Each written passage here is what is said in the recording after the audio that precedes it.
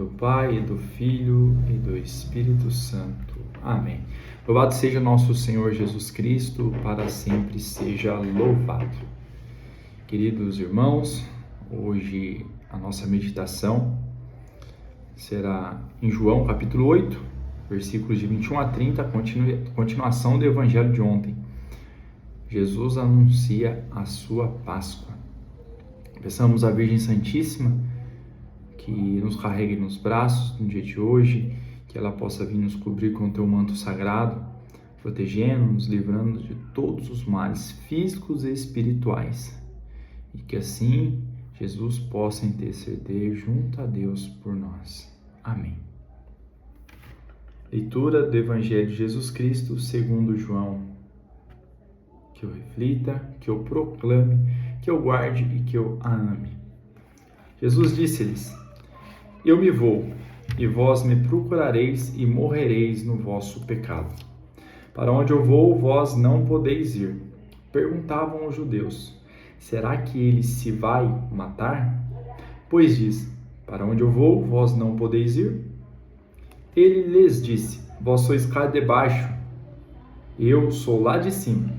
Vós sois deste mundo, eu não sou deste mundo. Por isso vos disse: morrereis no vosso pecado.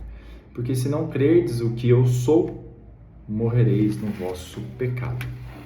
Quem és tu? Perguntaram-lhe eles. Então Jesus respondeu: Exatamente o que eu vos declaro. Tenho muitas coisas a dizer e a julgar a vosso respeito. Mas o que me enviou é verdadeiro, e o que dele ouvi eu digo ao mundo. Eles, porém, não compreenderam que ele lhes falava do Pai. Jesus então lhes disse: Quando tiverdes levantado o Filho do Homem, então conhecereis quem eu sou, e que nada faço de mim mesmo, mas falo do modo como o Pai me ensinou. Aquele que me enviou está comigo. Ele não me deixou sozinho, porque faço sempre o que é do seu agrado. Tendo proferido essas palavras, muitos creram nele. Palavra da salvação, glória a vós, Senhor.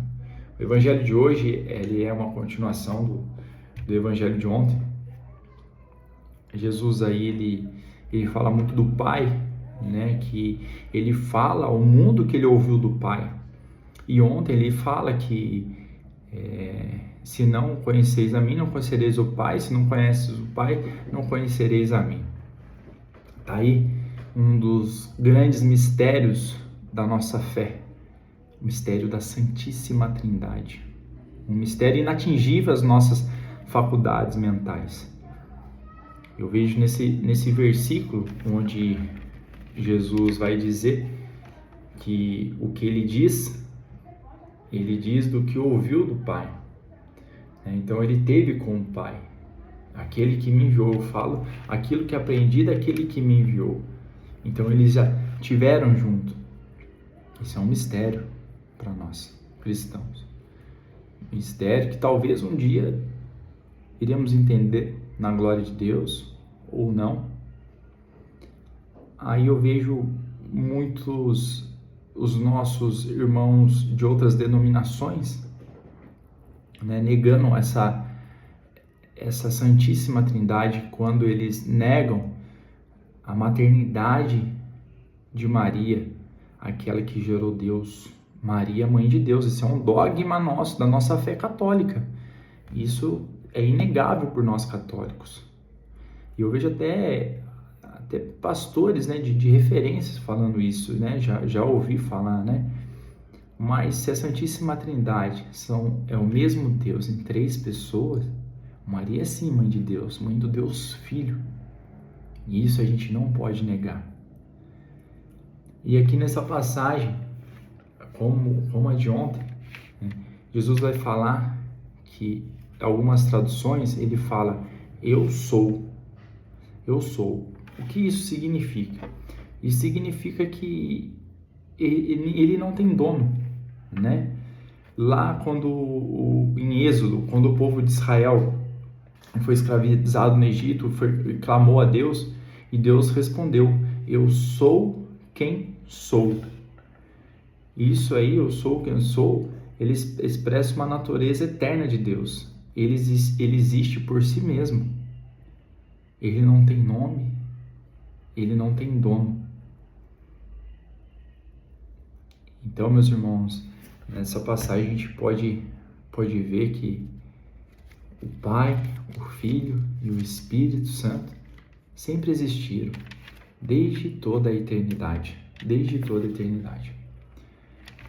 E Jesus, ele vai alertar aqui os judeus, né? Ele acaba, né, dando uma dura nos judeus, né?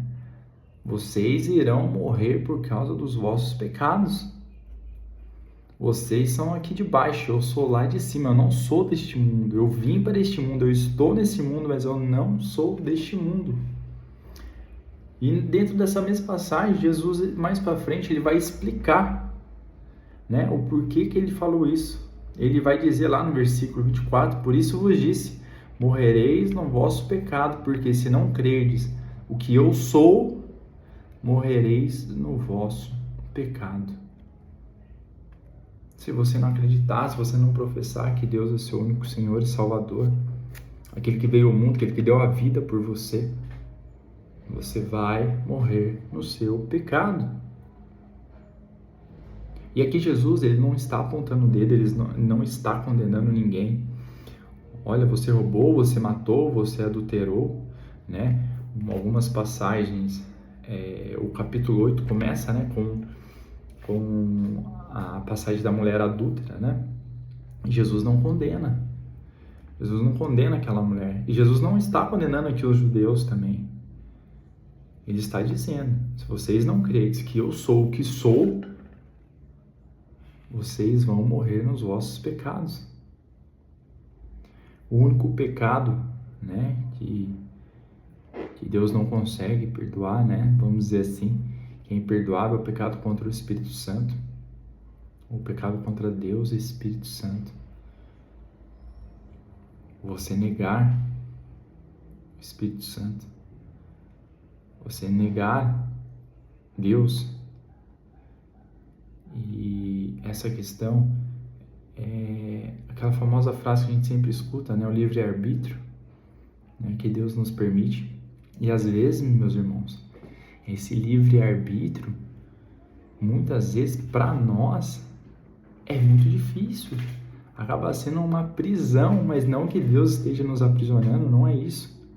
Não é isso. Fala, olha, filho, você pode fazer o que você quiser, mas nem tudo te convém. São Paulo já vai nos alertar a respeito disso. Tudo posso, mas nem tudo me convém. Então, muitas vezes, esse livre-arbítrio nos torna prisioneiro, né? Eu vejo que seria muito mais fácil se a gente não tivesse o controle disso, né? Se naquele momento que nós fôssemos pecar, nós tivéssemos aquela vontade do pecado, né? A concupiscência da carne que está em nós desde o pecado original e desde a criação, enfim, Deus fizesse algo que nos paralisasse ou não nos permitisse a fazer aquele pecado, porque o pecado dói, ele pode de repente não doer na hora que você está fazendo, na hora que você está cometendo, mas depois o pecado dói, irmão. Ele dói na consciência, ele dói no coração. E aí a resposta daquela escolha que você fez vai te cobrar lá na frente, vai doer no seu coração lá na frente, muitas vezes vai doer dentro do seu corpo lá na frente. Quantas pessoas, meus irmãos, com doenças psicossomáticas vão ao médico e nada descobre. O médico não descobre que eu tenho, são doenças psicossomáticas. Isso é comprovado cientificamente. Doenças da mente, doenças de muitas vezes uma falta de perdão, doenças muitas vezes regada aí a vida errônea, né? Não que a pessoa esteja, mas teve e não confessou aquele pecado. Então fica a dica para você no dia. Se você tem algo dentro de você, dentro do seu coração, dentro da sua mente, que você ainda não conseguiu confessar, procura uma igreja, procura um padre, vai se confessar. Volta para Deus. Volta a receber Jesus na Eucaristia. Volta aí à missa aos domingos. Libera o perdão, mesmo que você não tenha a pessoa ali perto de você. Fale para você mesmo. Eu libero o perdão para essa pessoa. Se liberta disso, meu irmão. Se liberta disso, que a sua vida vai para frente, vai andar, vai caminhar. E aqui eu não estou falando nada de teologia de prosperidade, não é isso não. Não é vai para frente que você vai arrumar um emprego bom, que você vai ganhar mais, que você vai ter carro, casa. Não, não é isso não. Não é isso não. Você vai estar bem com você mesmo. Você vai enxergar a vida com outros olhos. Se você não voltar para Deus, se você não professar a Deus como seu Senhor, você vai morrer no seu pecado. E Jesus disse, você vai me procurar e vai morrer no seu pecado, porque para onde eu vou, vós não podeis ir. Esse é um alerta de Jesus, meu irmão. Não é alerta de nenhum padre, não é alerta de nenhum pastor, seja lá qual for sua denominação. É um alerta de Jesus para nós. Ele não quer que nós morremos nos nossos pecados. Ele não nos quer amarrados, presos nos nossos pecados. Ele nos quer livre. E é isso que ele vem falar pra gente. E depois que Jesus proferiu essa palavra, no final lá do Evangelho, ele vai falar, muitos creram nele. Nem todos creram nele, muitos. Mas a Bíblia não diz, todos creram nele. Não. Se muitos. Muitas vezes a gente é turrão, né? A gente acha que a gente é um convertido, né? E a gente quer levar outras pessoas também à conversão. Mas de maneira, às vezes, muito errada, né? Fazer com que a pessoa engula a goela abaixo, né? Essa conversão, a palavra de Deus, e a vida não é assim. Não é assim que a gente tenta converter uma pessoa, não é assim que a gente tenta trazer uma pessoa para a igreja. Não é assim. São com as atitudes, com os gestos. Uma certa ocasião, o padre estava atendendo confissão e ele avistou, encostadinho lá na parede, um senhorzinho. Ele foi, levantou, a igreja estava cheia. Ele foi lá no salão, lá nos fundos, pegou uma cadeira e deu para esse senhor sentar. Aí esse senhor foi, se confessou e voltou para a igreja. Aí no final da missa ele foi lá, procurou o padre, conversando com o padre. Olha, padre, muito obrigado, que o senhor me ajudou a voltar para a igreja. O padre falou, mas meu filho, o que eu fiz? Porque eu não falei nada demais, minha homilia hoje foi simples, não foi nada a respeito de conversão, nem nada disso. Você se confessou aquele dia, mas também, né, não te aconselhei a respeito disso, né? Ele falou, não, padre, a sua acolhida, o seu testemunho fez com que eu voltasse para a igreja. Então, meus irmãos, muitas vezes a gente está na igreja, mas a gente só quer ficar ali no nosso grupinho fechado, não é mesmo? A gente não tem um olhar para outros irmãos, aqueles irmãos mais humildes, para aqueles irmãos que estão ali no cantinho da igreja. A gente não é capaz de enxergar. Para aqueles irmãos que estão chegando até nós para participar de um grupo, de um teatro, de um grupo de música. A gente só quer ficar ali no nosso grupinho e a gente não acolhe muito bem essas pessoas. E isso é contra testemunho de fé. Isso é contra testemunho. Isso é péssimo, isso é horrível. Então, se a gente quer que uma pessoa volte para Deus, para que não morra no seu pecado, como vai dizer a palavra hoje, primeiramente nós temos que dar o testemunho com gestos, depois com palavras. Então, meus irmãos, eu queria deixar para vocês, então, hoje essa missão.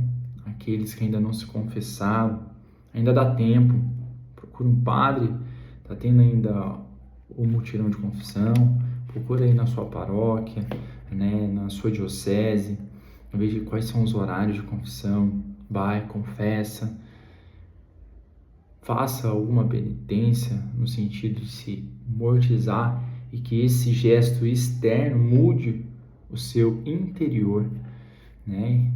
E que ninguém fique sabendo. Não conte a ninguém. Guarde para você.